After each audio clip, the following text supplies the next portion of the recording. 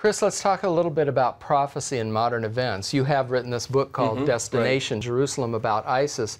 What do you see that the Bible has to say about what's happening right now? Well, Jesus said, you know, in these days we're going to see wars and rumors of wars, nations rising up against nation. So we're seeing that all over. I mean, it's not just the Middle East. You see it in Ukraine as well. You see Boko Haram in Nigeria. And I see we're going to see this rise. I think it's going to intensify. Ironically, on the other side, ISIS feels like this is the end time scenario. And there's a prophecy that they believe that in a place called Dabiq, this is the name of their publication, DABIQ, where they believe this nation of coalition of crusader nations is going to come there. Originally, initially they're going to defeat the battle, but the Muslims will then take over, introduce the Mahdi, their Islamic Messiah. So they see this as an end-time struggle as well. So whether it's Iran's nuclear facilities that they think might help prepare the way of the Mahdi, or ISIS, we are really seeing an end-time theology emerge in the Middle East like never before. Well, it could be the beginnings of the Third World War. Many people see that happening. It just depends on what America and the West and how we respond.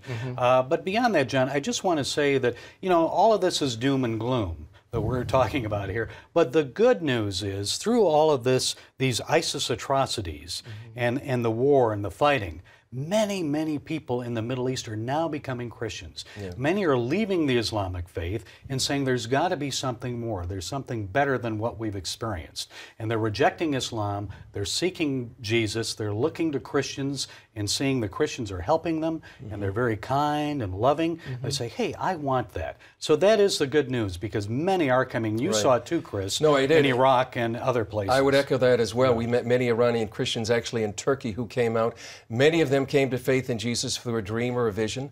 I just talked to a Kurdish pastor the other day, and he says this is an amazing opportunity.